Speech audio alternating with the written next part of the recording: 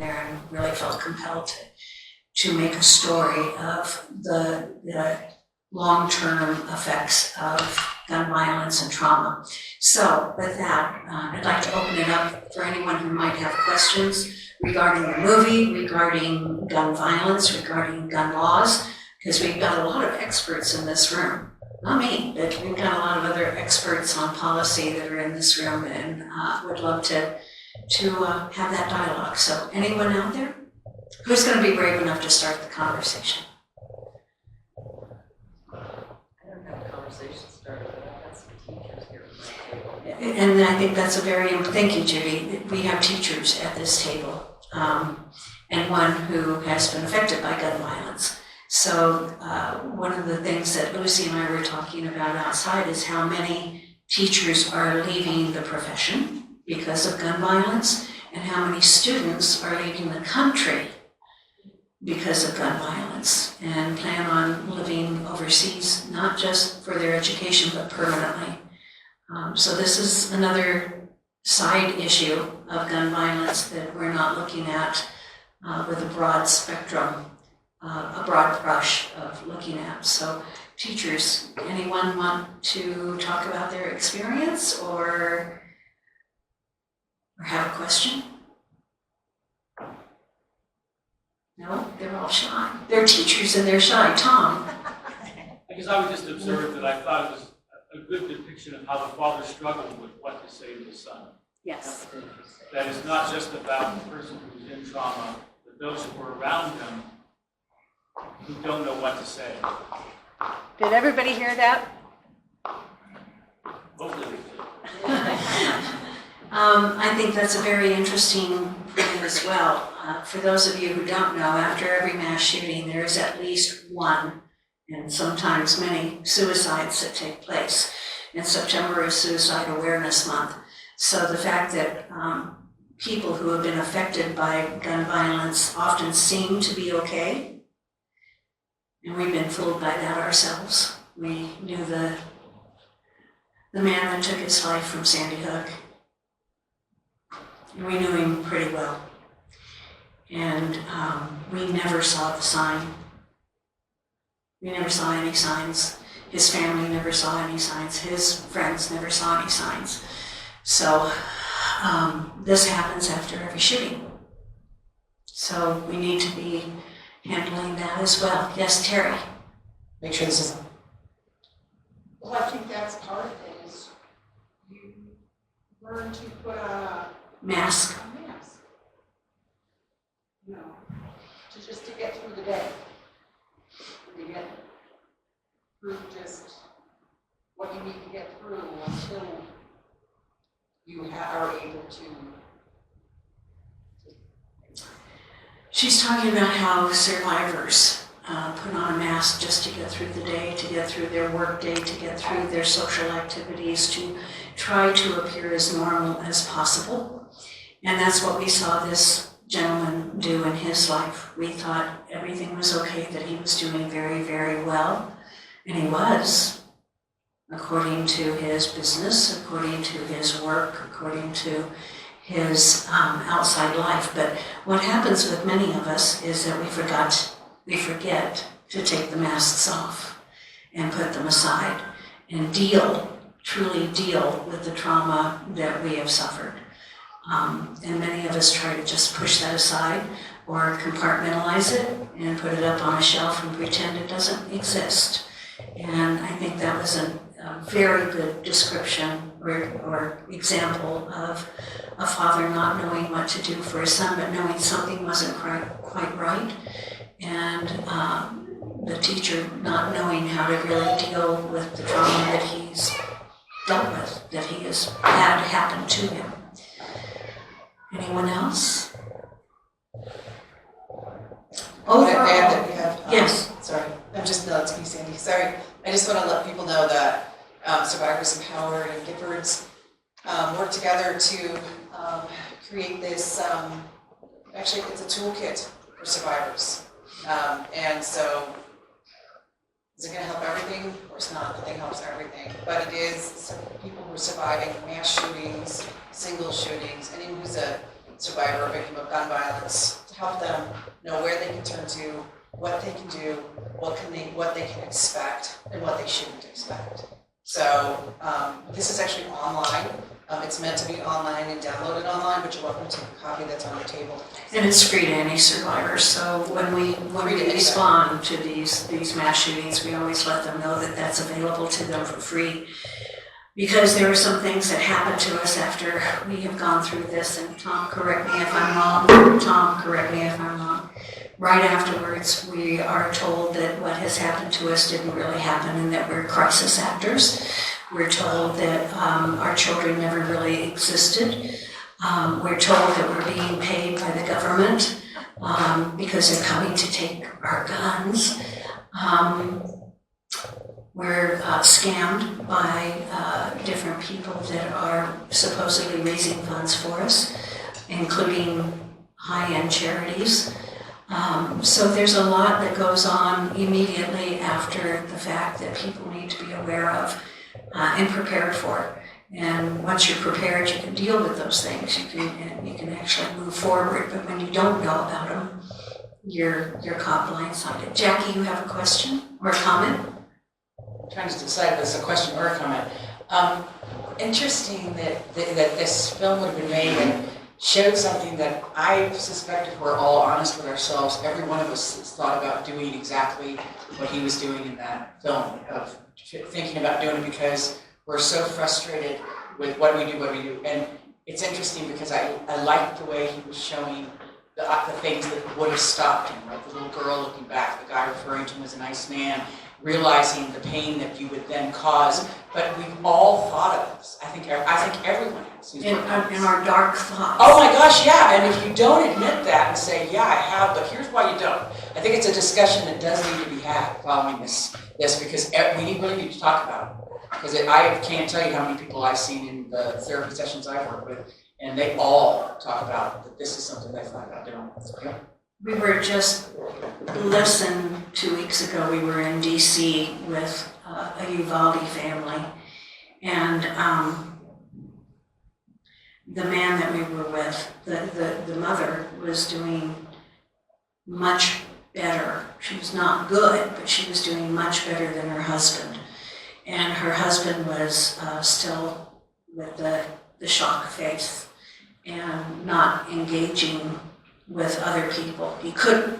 The only person he could really talk to was his wife, and we understood that. But having met with Ted Cruz in Texas, this man could not, well, his wife sat between the two of them because she was so afraid he was going to jump him. And quite frankly, I got up and walked out of the meeting because he was so disrespectful to this family. So it's trauma on top of trauma on top of trauma on top of trauma. But to wrap it up tonight, first of all, again, you've got the auction. So go see if you've won anything or you're taking something home. What, Penny? You got it right here. Ah, okay. You got it right here. Okay, and there's something else. Oh, look on the front of your chairs. If you have a smiley face, then the flower decoration is yours to take home. So check in the very, very front and see if you have the smiley face and enjoy your flowers. And I hope you have enjoyed this evening, and I hope that you will continue to be not only our supporters, but our friends. So, thank you. Okay, we need to, one more thing, we need to talk about the auction. The option there. You want to do this? Sure. Okay. Unless you want to. No, Okay. First of all, thanks everyone for being here. So we had some people with the auction, actually be very generous for auction. So Bill McCarron, this is yours. Want to come and get it? I actually had my eye on this one as well. Okay, I signed up for something else. Okay, Robert McIntyre, number 14. Yeah, there you go. If you're not outraged, you're not paying attention. So true. Thank you so much. Thank Where do you. we pay? Where do we pay? I'll find you. I'm from Chicago. I'll find you. No, I'll talk to you later. Thanks, or I'll email you. Okay, so vote like our lives depend on it. Elaine Kelly? There you go. Because our lives do depend on it. Thank you so much. Thank you. And then again, also Robert. The young people will win. Thank you. Thank you so much. Thank you. Okay, and then stained glass. This lovely piece, this was Steve Kelly.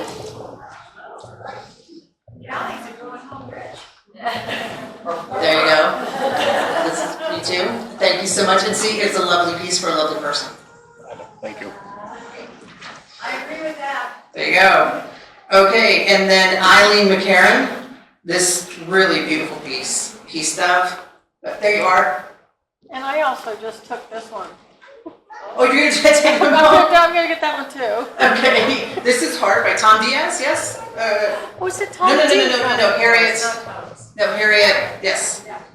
It's Tom, it's Tom. No, it's not Tom. No. Is there something by Tom Diaz? Yes, I'll have to find it. yes, Auction that's coming. Oh, okay. right, Careful, because I Right. have my Okay. eyes on it. yes, thank you. All right. And I have the lovely piece from Mary, the red glass. Thank you, Mary. So, all right. Yeah, so I know everybody, and we'll take care of the payment afterwards. Thank you so much, and we're so grateful for all of you being here tonight. There's so many people who have amazing stories to tell and who have done amazing things in their lives. You know, we're fortunate to have Jackson Brown support Survivors Empowered. During his concert last night, he gave us a shout out. And one of the things he said in his new songs was a line that said, you know, what do you stand for? And what are you waiting for? And we all here know what we stand for. I mean, none of us, no one here is waiting. We've taken action. People like Eileen have taken action for decades. So my thanks to all of you for being here, and safe travels home. Thank you. Make sure the cannolis come.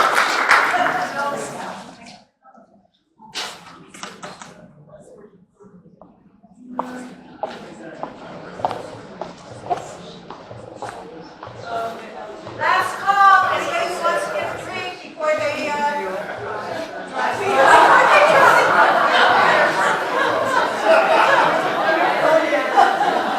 anyone who wants to get a drink before please feel free.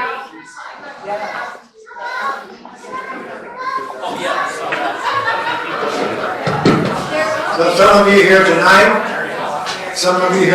were at Jackson Brown's show last night, and we were lucky enough to have a song donated, a song that he had written a long, long ago, that I didn't even know the words to, but Sandy sang them to me while he was singing, because I didn't. She was a Jackson Brown fan before he was even very popular. So he did. I sent him a text, and I told him it was an amazing night. Has to still be a high to sell out every concert and hear and see 10,000 people singing and cheering to your music. We were blessed to be a part of the night. We miss you. And he texted back, I'm so glad you were there. Stay safe. Have a good event tonight. So we did hear from him, even though he's not here. At least he said something. So maybe next time he will be here.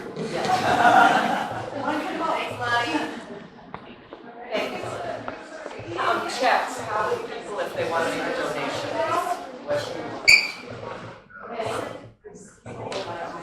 I'm going to share this, talking about Red Rocks, that one of our former board members was there a week ago or so when Pearl Jam was singing, or they were there, and the lead singer said how exciting it was to be in Colorado, which has in the top 10 gun laws in the state, in the country, and It wasn't quite right, but he was close. So it was kind of neat from rock and roll to get that shout out before all those people. I just thought it was kind of neat. And I just wanted to share it because you were talking about Red Rocks and Jackson Brown and us.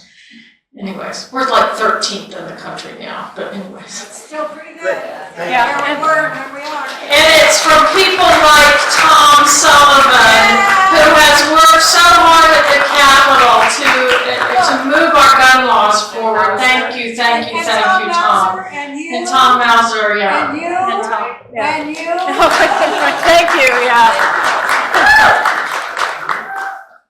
So Sandy, you want just another donation, that's a check for cash or something. How do you want that?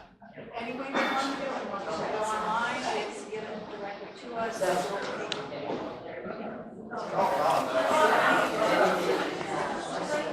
So if any of you don't like art, don't want to spend your money for art, but you want to make a donation, QR code right at the bottom, all you have to do is put your phone up to it and I'll tell you when you can send a donation. Thank you. Anyone wants to talk about